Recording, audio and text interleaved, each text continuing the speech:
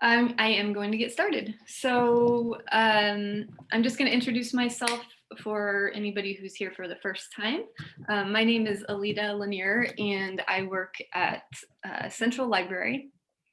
And I am also an artist. I have an MFA in painting. And then Danielle is my colleague, and she's helping run the Zoom, and she also works, obviously, if she's my colleague, at the library, and she's an artist too. So we can answer questions. Please feel, leave yourselves muted if you're just working, but feel free to unmute yourself and ask questions or put them in the chat. And, this is not like a lecture, it's collaborative. So ooh, Lisa, you're outside. Good idea. Okay, so I'm just going to say a few things before we get started. First of all, did everyone get the image or images that we're working from, and you can have it up on your screen to work from? Okay, great. So let's see here. First, first of all, I'm gonna tell you about these images. There is the first one. I'm gonna admit this person. Yes, okay. So this first one is of a lion cub and some peacocks. And if you look at it closely, it says St. Louis, October 15th, 1883, which is pretty cool because Theodore Link was the architect of Union Station. He was a well-known architect internationally, and he was really interested in zoological things and zoo design. So he was very sympathetic to animals. So he was interested, he hated seeing animals in cages, and he hated people seeing animals in cages. So he was kind of like the predecessor to people, to designers now who try to have natural habitat for animals in zoos. So this drawing he did before the zoo we have now. We had a different zoo, like a zoo garden. This was from that. And I think it's pretty cool that it's actually animals that were in St. Louis. So the other drawing I picked, maybe you can see it on my wall over here, this gate that he designed, also for zoos. You can use either or both of these drawings. I did a little practice watercolor where I put them together. So I did the little lion cub with the gate behind it, and then I colored in the peacock feathers. So I really chose this not only because it's from St. Louis, but because it kind of lets us practice some of the basic techniques of watercolor, which would be putting down a pencil drawing first, and then coming in with a wash. And a wash is going to be the most, it is what watercolor is, right? It's a series of washes and layers. So he put some wash in the lion cub here. He didn't on the peacocks, and that's where you can be as creative and expressive as you want. Actually, you can be as expressive as you want on any of this because it is your painting. And then I do want to tell you that I went and saw the actual sketchbook in Rare Books and Manuscripts at Central Library a couple days ago. It was so cool, and you can too. They are making appointments that are an hour long, and you can actually hold it in your hand and flip through the actual sketchbook that Theodore Link used. So highly recommended. And they have a lot of cool stuff up there. And then lastly, I'm just going to mention that there's another library art program, and that's starting on April 14th, and it is called Artist Exchange, and it is limited to 12 participants. It's run by Hannah, who is our creative experience manager, and it's an opportunity to show your work and have other people comment on it. So it's kind of like a nice critique class. So I think what they will do is have 3 people who have been, have been decided, are the ones that are going to present their work, and then everybody talks about it, and then you can network and get some feedback and all that. So that's a cool thing. You can sign up for that on the website, the SLPL website. And I think that we should get started because watercolor can take a long time. Now I am going to move my screen so you don't have to look at me and you get to look at drawings.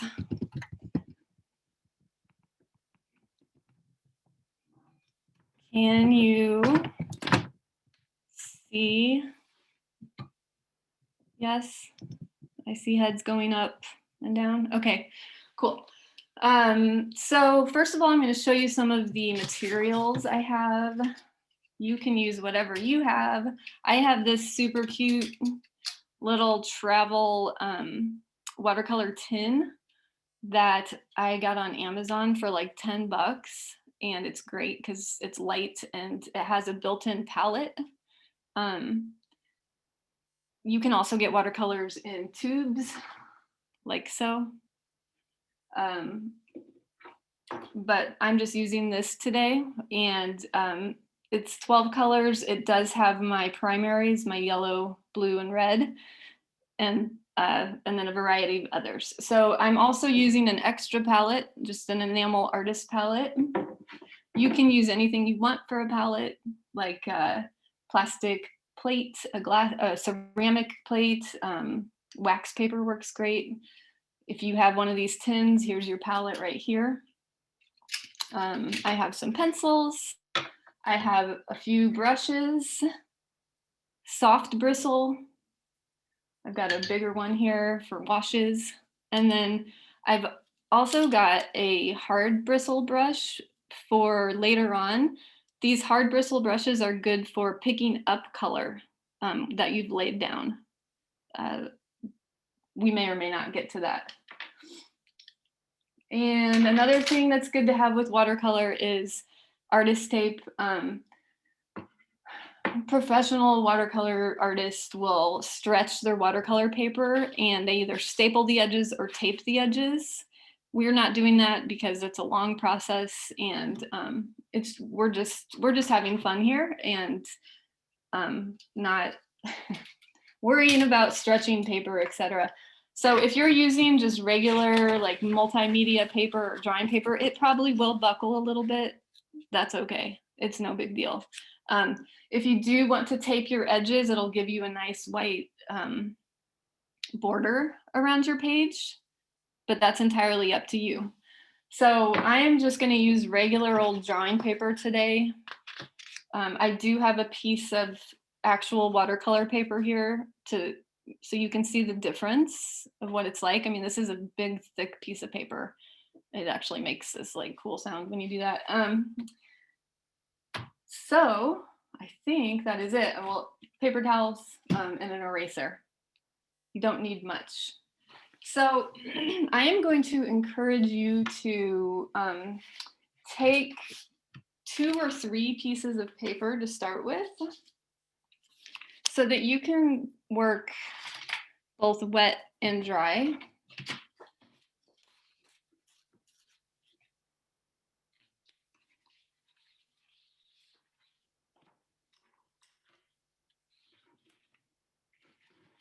So on one, I'm going to just let you do some practice watercolor. Just real quick, just get a sense of what it's like. So pick a color, any color, and take whatever brush you want and start trying it out. This is the experimentation phase. So I'm going to take my brush, dip it in water, and get the paint wet, and then I'm going to put it on my palette to kind of see what my pigment is like. Can you see that? It looks like I've got a lot of pigment here. Obviously, the more water you put in it, the lighter the pigment gets, right? The more transparent. And that is the whole thing about watercolor, is its transparency. There is another kind of watercolor. It's not, I mean, it's it's a opaque watercolor called gouache. Here's an example of that. And graphic designers used to use this like before it was all computers. It's really good for precise work, but we're not using that today. We are interested in the transparent watercolor. So go ahead and just do some practice. Start seeing what it's like to use your brushes. Use the tip of your brush, use the side of your brush, use a lot of water, use a little bit of water. Try, if you have a big brush, you can try that out.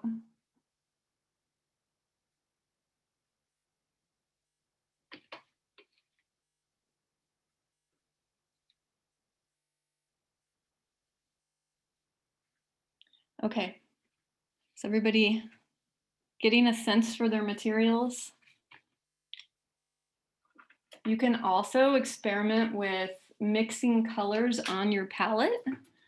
So you could, I am going to make a nice brown. Even though I have a brown in my palette, I want to create my own. One way to make a brown is to take colors that are opposite on the color wheel. You can make nice grays and browns with that combination. So I'm going to take purple or violet that I already have here. I'm going to take a clean brush and mix in some of this yellow.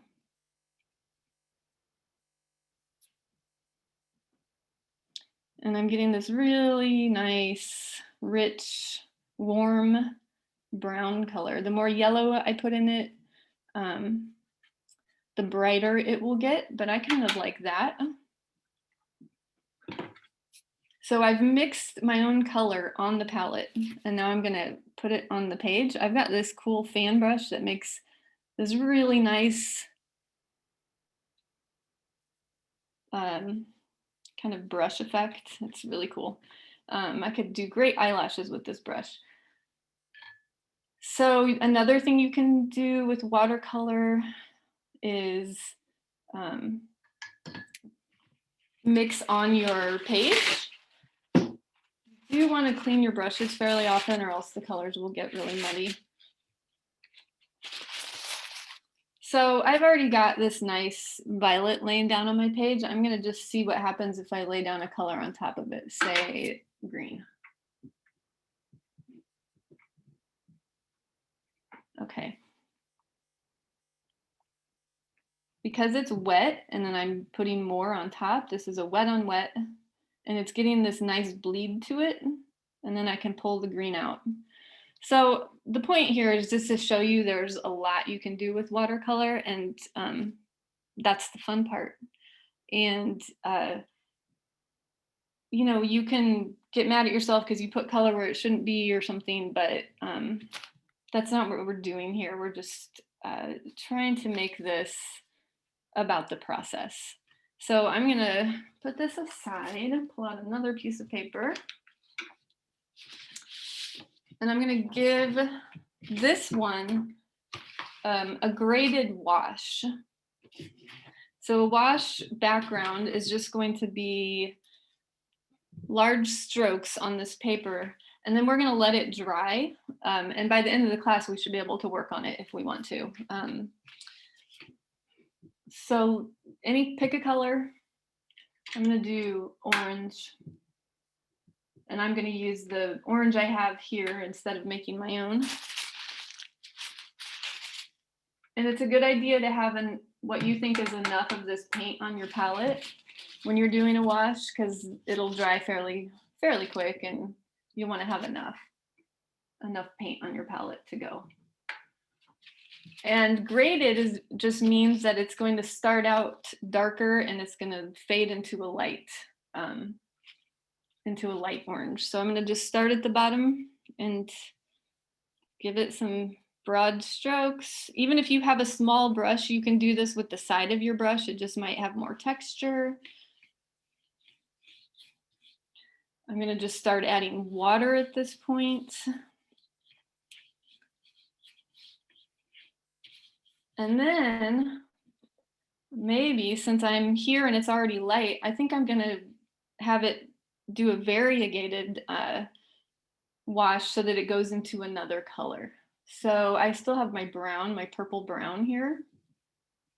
So I'm going to pick it up and I'm going to start up here and I'm going to just use more water till I get to the middle.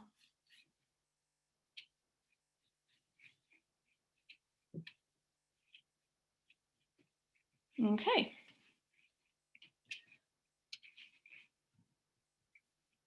Does everybody have some version of a wash? Okay. So I'm going to put that aside and let it dry. And we're going to get started on a pencil drawing of this lion cub.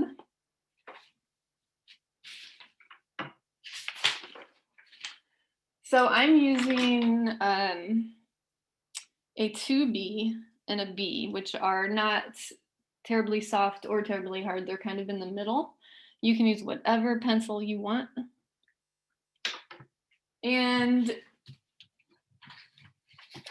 you can place this lion cub wherever you want on the page. If you want to do a design thing like I did, where I put the gate behind it, feel free. This is entirely up to you. If you want to paint it exactly the way he has it on his sketchbook page, do that. And you can also work larger than I did if you'd like to just do one of these animals or just the gate. It's entirely up to you. So I am going to start sketching this lion cub here. You can remove my paint. Okay. So for those of you who don't feel confident drawing, I'm just going to kind of go through a really basic way to draw this lion cub by identifying some of the, I don't know if you can see this, some of the shapes in its body. So there's kind of like a large oval, like an egg shape, a circle, a couple of rectangles here, and then a curvy tail, which we'll deal with later.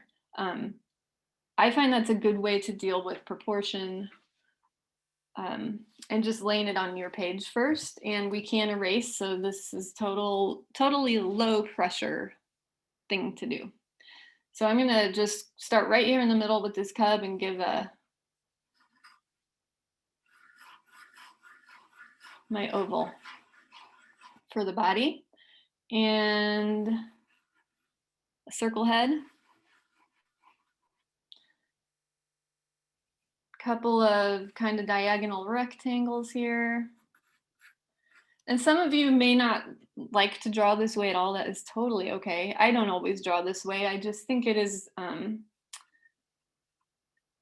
good way to just get a sense of where everything is on the object you're drawing. And then another little circle here with another little rectangle here and another little one back here.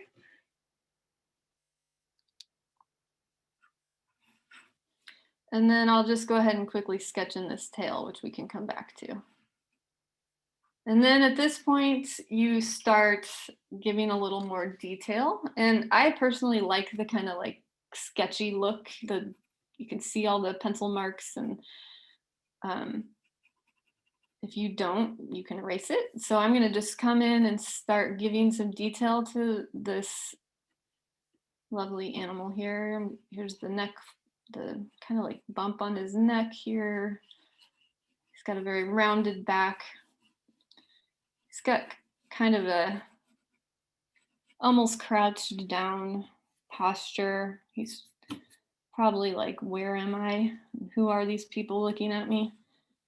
And here's his back leg. Checking in, is everyone doing all right?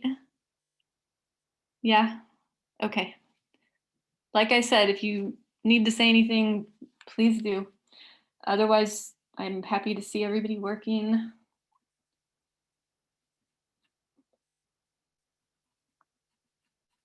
And I do shut up sometimes and just let you work, so don't worry. All right.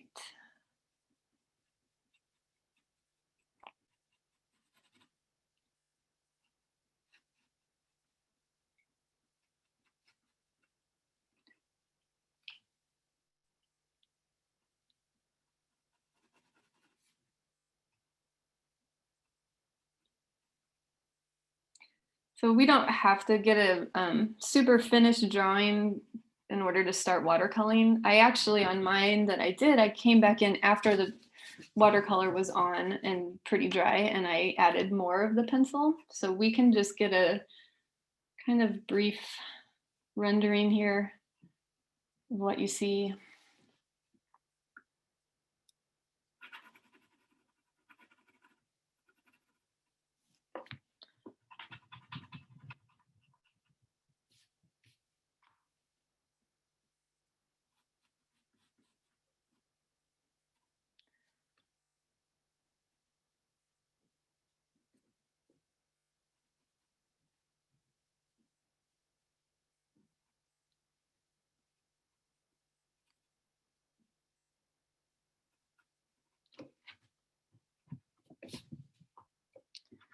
And then if you want, if once you've started to get the animal sketched out, you can like come in and get rid of some of those really obvious lines that show the shape.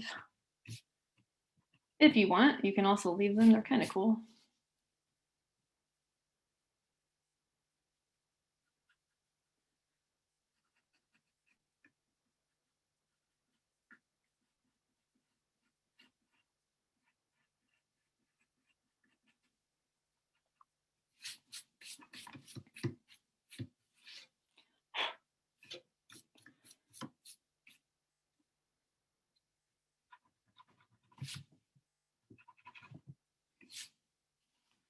All right, mine's a little funny looking, but I will come back and deal with that later.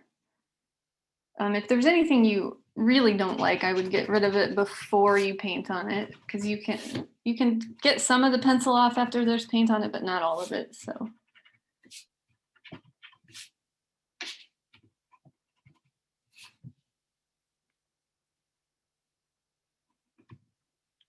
I keep giving it a weird smile and I don't like that. Okay. All right. So at this point, if you want to sketch in anything else on your page, I would do it. If you're going to do the peacocks, you could go ahead and get those going. Or if you're going to do the gates, and then we'll start laying in some of the wash. So I might just do one peacock, this guy here. So I'm just going to lightly do this fan of his tail.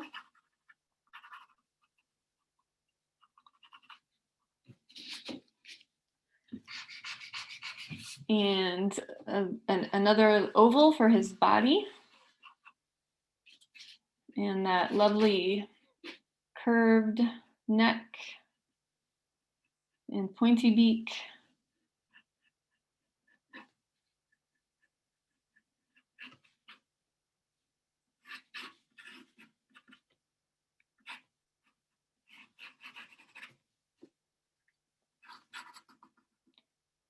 And I think that's, well, maybe I will sketch in the gate too. Just real quick.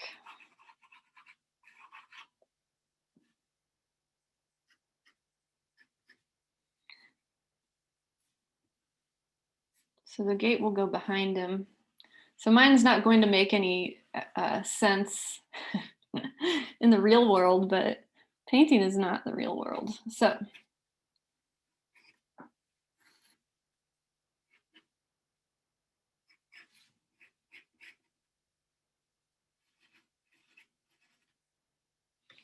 I am going to give like a little line to indicate that he is like sitting on something, land of some kind.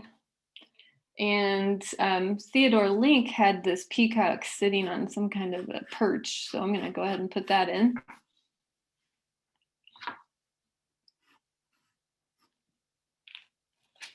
All right.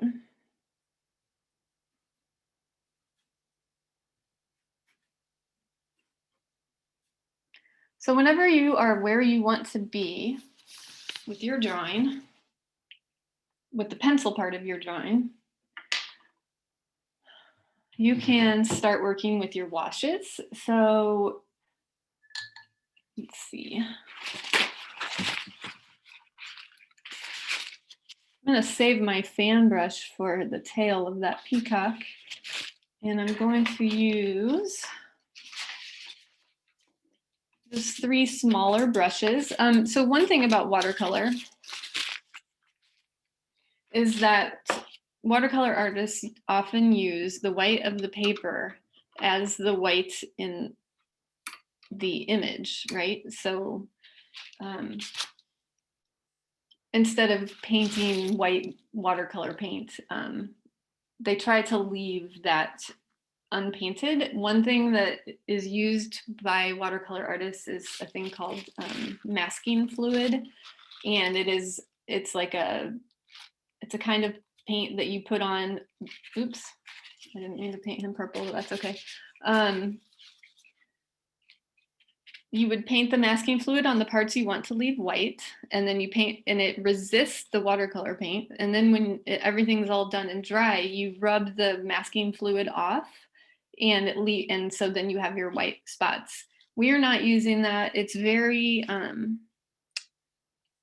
it smells like ammonia. It's kind of like a very serious material, and you can just leave the parts you want white. You can just leave it unpainted.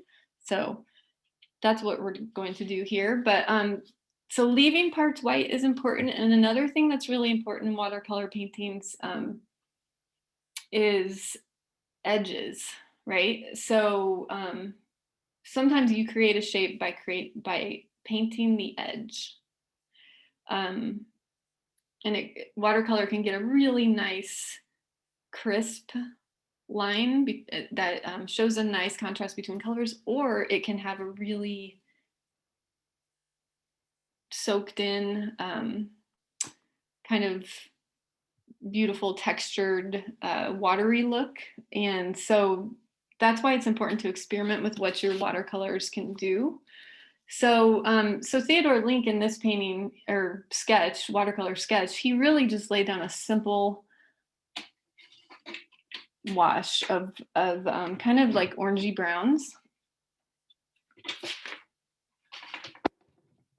So I still have orangey browns going on up here. So I'm going to take my yellow and my purple and make that brown again. I've already got it on my palette. You might too. This is very watery. If I want more pigment, I can go back in and do it. I think I do. So I'm going to take some more violet here. And there's a lot more pigment.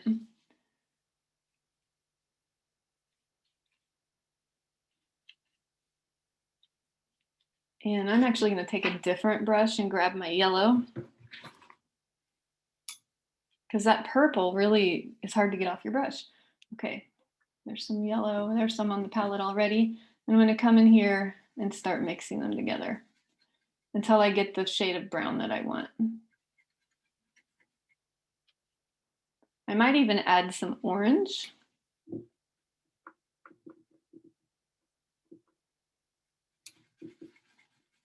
And that kind of warms it up. Yeah, that's a nice shade of brown. So I don't want it to be terribly dark, so I'm going to add plenty of water.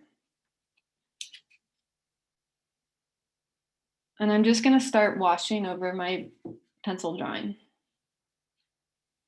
And where you first lay your brush often tends to become the darkest part, and then as you move out, your brush has less pigment in it. So I always start in a spot that I want to be relatively dark in tone.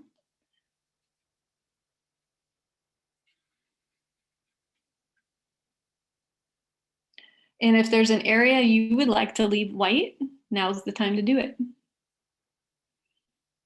So I'm going to leave a little little bits of his fur white, as if there is a light source shining down upon his shiny fur.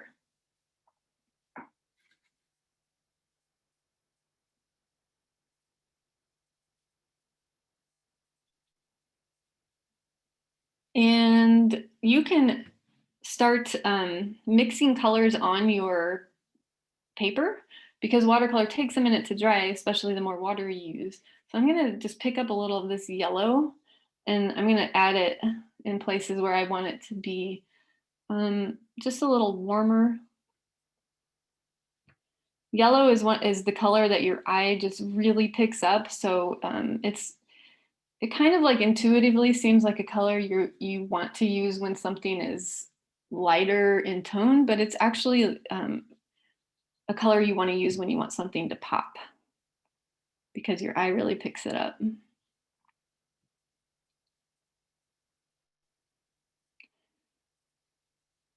So I think the pencil that you can see through your wash is really nice, personally. Hopefully you like it too.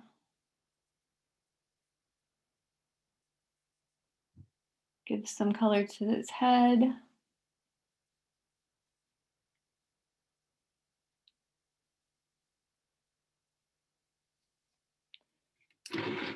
Okay. Now I'm going to keep going on some of my other items here. The gate has a similar tone or a similar shade color as the lion cub, but you can make the gate any color you want. And then go crazy with that peacock, because they're all about color and beauty, right? So try out all the color you have with this guy. And if you want to do the tail of the peacock along with me, then that's cool. I'm going to do it. So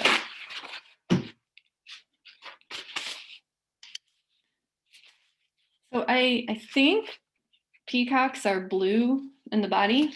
So I am going to, or like a blue-green color.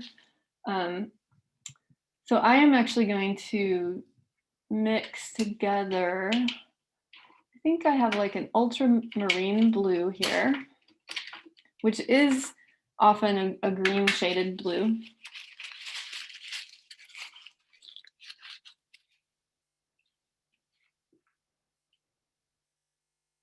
So I think this is cerulean blue, actually.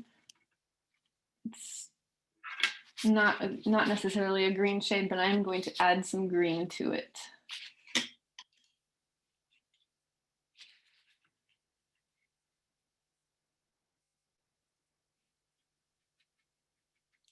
And that is maybe more green than I want. So, okay. I'm gonna go ahead and give a wash to the peacock body.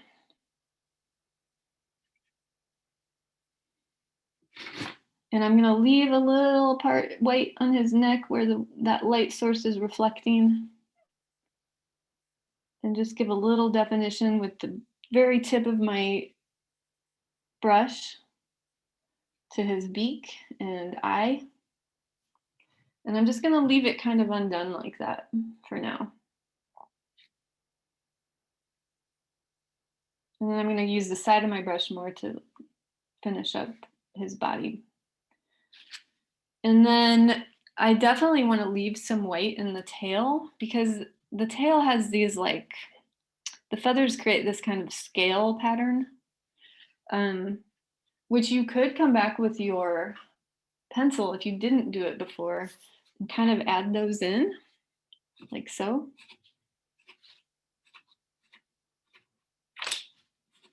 Or you can do it with a very pigmented small brush. That's kind of up to you. And then there's like a little circle inside. I'm just going to lay down with my pencil.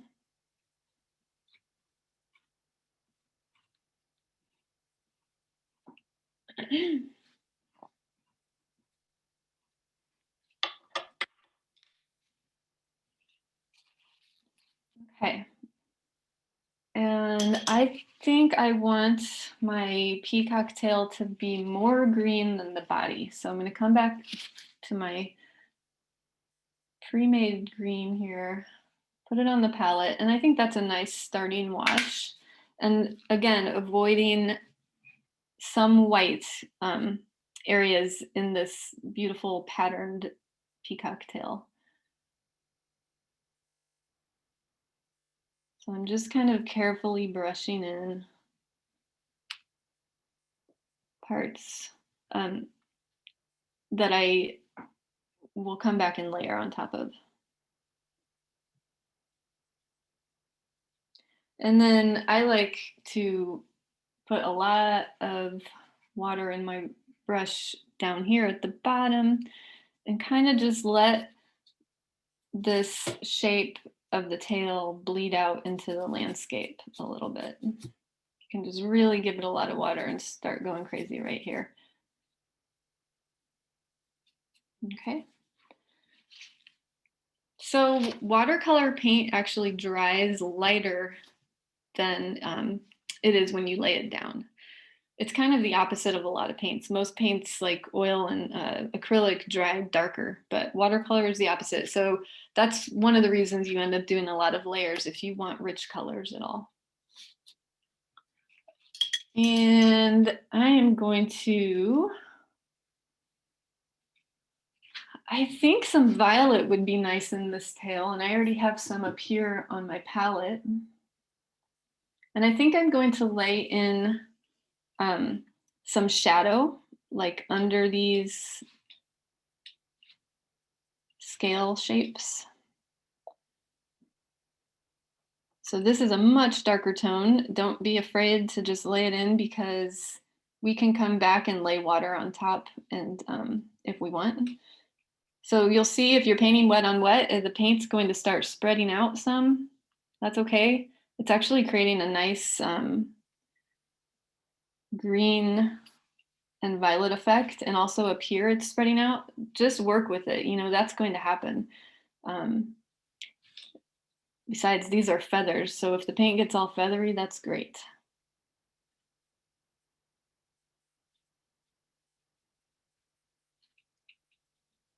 If you were here for the charcoal class, I will say that watercolor is definitely not as forgiving as charcoal, but you can do a lot with it. And even if you end up making a total mess of your painting and it just looks like mud when you're done, that's okay. That happens to everyone.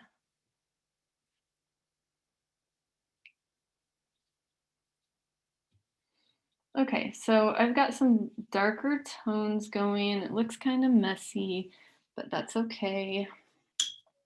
I'm gonna come in maybe with some blue. This is that cerulean blue. I'm going to get a lot of pigment and I'm going to come in and do like half of these circles here.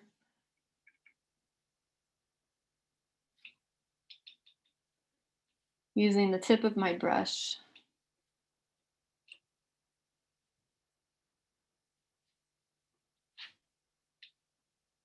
And I think I'm also going to come up here and give some definition with the tip of my brush to the wings of this guy here.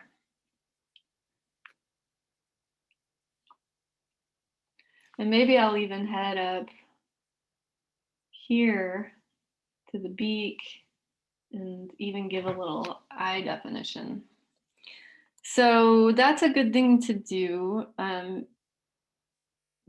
To consider not only the entire page if you can before you start doing too much detail, but the entire part of the object or image that you're painting.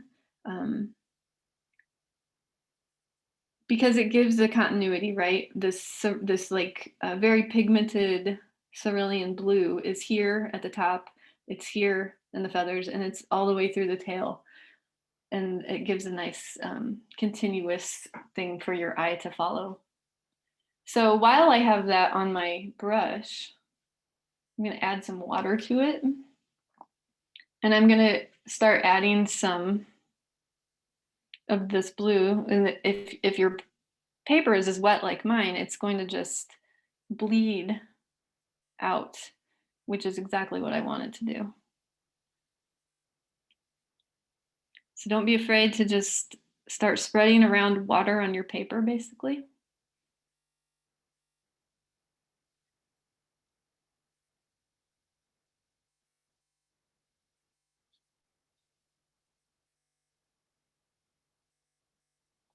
I'm going to bring this blue up on the sides and kind of contain my tail a little bit, but I'm going to leave this at the bottom. Can you see that? Because I think that's a great thing about watercolor is it will do surprising things and you can make it seem like you did it on purpose. And maybe if you've been doing watercolor for years, you will do it on purpose because you understand your material so much.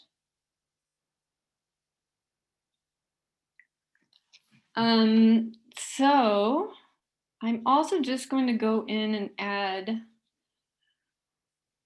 the smallest bit of red because I think peacock feathers do have some like hot pink or red in them. So I'm going to grab my red over here and I'm going to use the smallest brush I have and really get some pigment going.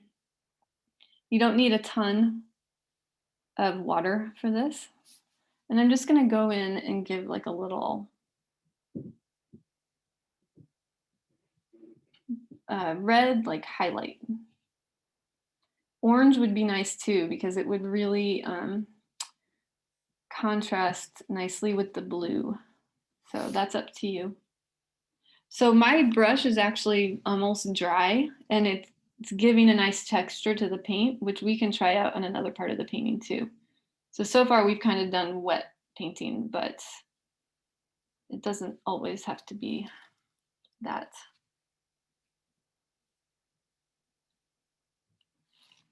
All right, that was fun. I am going to give the perch some brown. And I think instead of making my own brown, I'm going to use the brown that comes with my set, just for fun. Put it on my palette. I want like medium amount of water. I don't want it to be totally opaque, but I don't want it to necessarily bleed too much either. And I'm going to leave some little white spaces to indicate that there is light and shadow. Okay, so this area is very wet and I think I'm going to leave it alone for a while.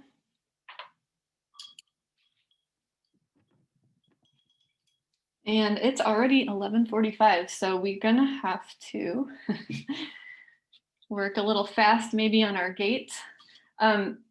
Actually, instead of painting the gate exactly in its borders, instead of painting that form, I'm gonna paint around it. So I'm gonna take a bigger brush and I'm gonna do like a background wash, which we did first thing, so that later on you would have a wash to work on, a dry wash. I'm going to add a wash here after the fact in order to create the shape of the gate. So I think I'm going to use, it's going to be a wash, but not using a ton of water. And I think I will use, let's see, how about another kind of blue? I think I have this, well, there's a really nice thing happening on my palette already, this green blue here that I used for the peacock. I'm gonna pick it up. It's pretty wet, so I think I'm gonna just go ahead and grab a little blue here and a little of this blue-green I have. And I'm gonna try out on a scrap piece of paper to see what it looks like with this brush, because I want it to be kind of dry. So that's still pretty wet. So I'm going to come back to my paint, pick a little up. All right. So I've gotten a lot of the water out of my brush, and I'm going to come in here and just start painting the inside and around the gate. Okay. With a semi-dry brush, so I'm getting some texture that's nice. If you do this on actual watercolor paper, which I have over here, it really, really gets nice texture. Can you see that? Watercolor paper is its own is a beast unto itself that I encourage you to try. But I think just regular drawing paper or multimedia paper is probably best for beginners.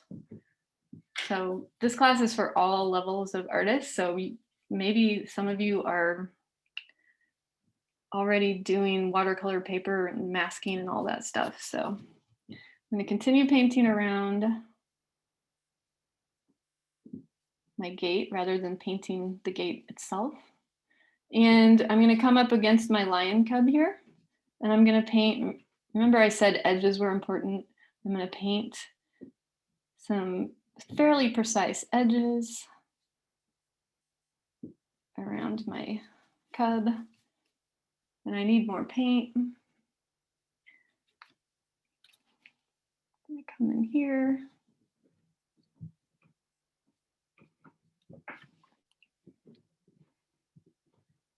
So when I put this blue edge against this warm tan of this cub, it really makes the animal pop out.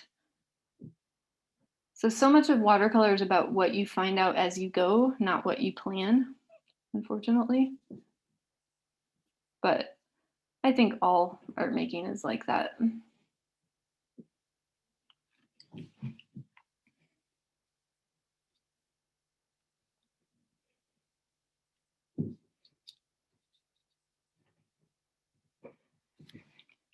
And I think I will just add a little green brown at the bottom so that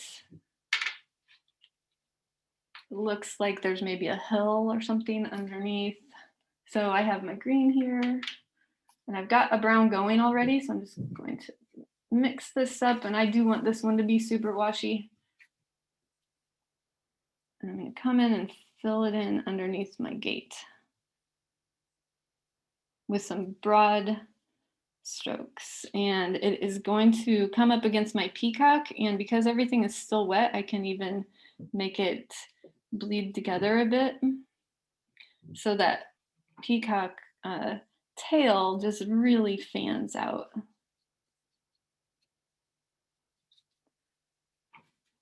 Some more green over here.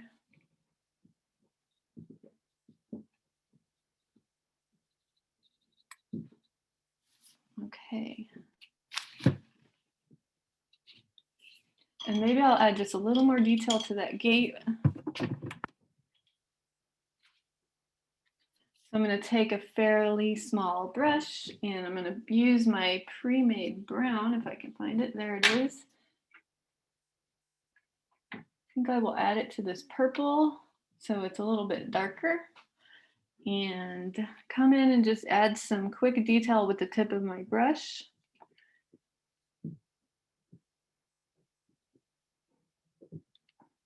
Got these circles here.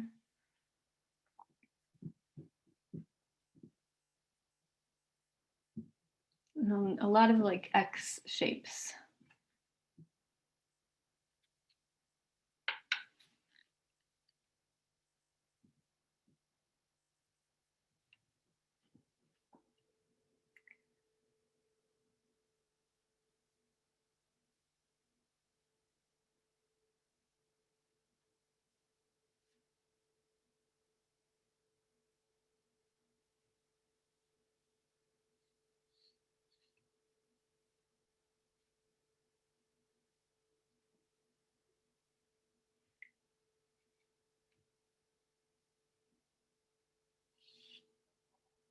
And you can kind of use a drier brush and just kind of start here and like just kind of brush it down so you don't have a really precise gate, but it's got a nice texture to it. We do the same thing around here. You'll find with watercolor a lot of times things don't need a lot of definition. They just need a suggestion. So now that that gate is such a dark brown, it really shows a contrast with the cub. If I had a ton of time, I would probably come back and really give the cub some more color to make it seem like it's in front of the gate more. I could probably do that with a little yellow right now, or orange.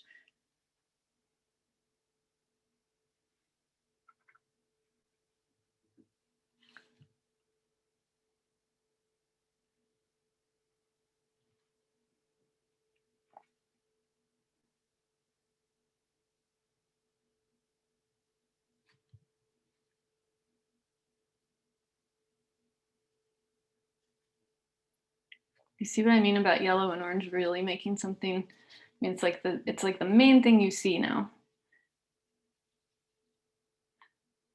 So I would probably come in even eventually with my dry brush and try to like get rid of some of this pigment.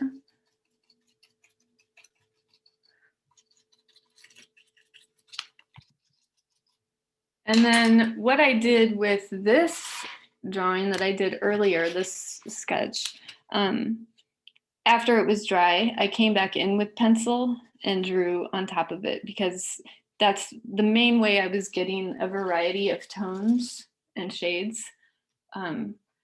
You could do it while it's still wet, but I don't think it, well, yeah, it actually is not bad.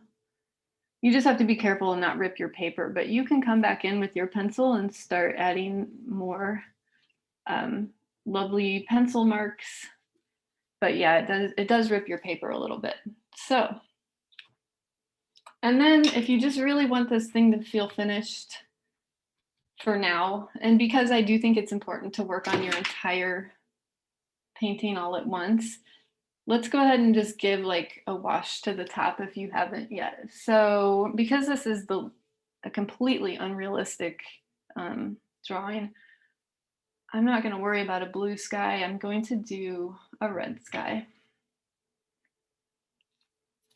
with lots of water in there, and I'm just going to come along, and I am not going to worry about not going over the blue that's already there. In fact, I like the way that looks, to have the red wash over the blue.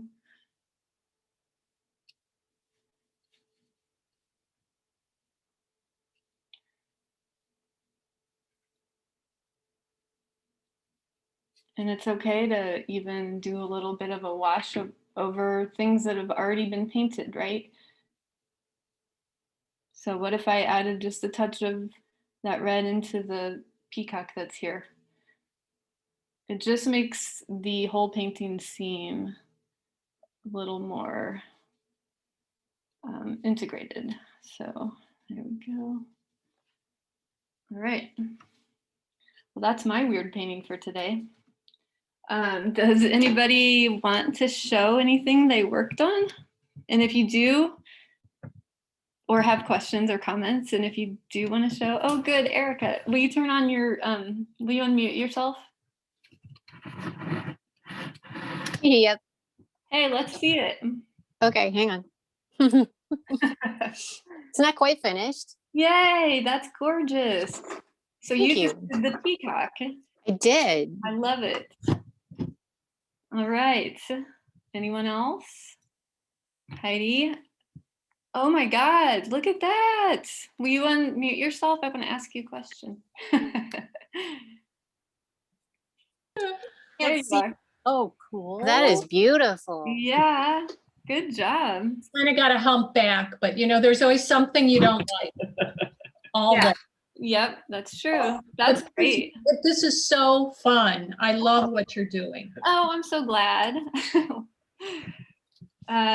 Teresa, will you unmute yourself? Hello. Awesome. Look at that. I Oh, love that it. is fantastic. Look at that tail. And you really did a lot with the wings on the feather. And that looks really, or the feathers on the wing rather, looks great. Thanks. Also had so much fun. Oh, good. I'm so glad. All right, who else is brave? Janet. Oh my gosh. Wait, unmute yourself so I can ask you things, please. Hi. Hi, so you did What's that? Thank you for everything. You're I can't keep up with you, but that was fun anyway. Well, there's so much to show with watercolor. I just wanted to go, but it looks like everybody did their own version, and that's awesome. And by the way, that's beautiful. What a great contrast between the warm animal and that cool background that you did. Thank you. Love that. I have the wrong head on this animal, but hey, I'm not telling. We can't tell. It No. looks great. Thank you. Who else is brave? I'll share. Belinda. Oh yes, look at that. I don't know what that is, but it's not a lion cub, that's for But sure. I got your other sibling. Mythological creature, right? Yeah. I like I I love like that tail. like doing the peacock. Yeah, that's awesome. I'm not good at animals. Oh, I beg to differ. Oh, thank you. Thank you. Anyone else? Lori? I clearly don't know what I'm doing, but it was fun Oh, getting that's- colors out. Why would you say you don't know what you're doing? I think you I do. think I don't know what it looks like. I have my dog next to me. I think it looks more like her. Ah, yeah, yep. Well, it looks awesome. I think you worked on the entire painting, which is Really good. yeah, Thanks. It was fun. good. Anyone else? Amy. Ooh, look at that. I had little watercolor Wow. postcards. Yeah, perfect. So look, I'll be able Oh, to send them to man. somebody. But there's the peacock Very nice. It's beautiful. and the baby kitty. Oh, that's so cool. That's real. I'm impressed. Good job. I still need to put a background in, but But yeah, but thank you for can- doing this. Yeah, of course. Did anyone by chance bring a charcoal drawing that they worked on from last time? No, that's totally okay if you didn't. Keep working on it. Oh, yeah, you did. Yay! That looks gorgeous. This is pencil, it's not charcoal. Okay, it's Can we see? amazing. Now, can you see it? Yeah, I loved working on it. It was so fun. Wow. that's great. So, Really good. if people are okay with it and want to, you should send me any work you did that you feel like you like. And I think we'll have a little on the website, like a little page with examples of work and with the videos now that we're doing that. So please send things you've made my way and you'll get some recognition on our website. Okay. Well, it's 12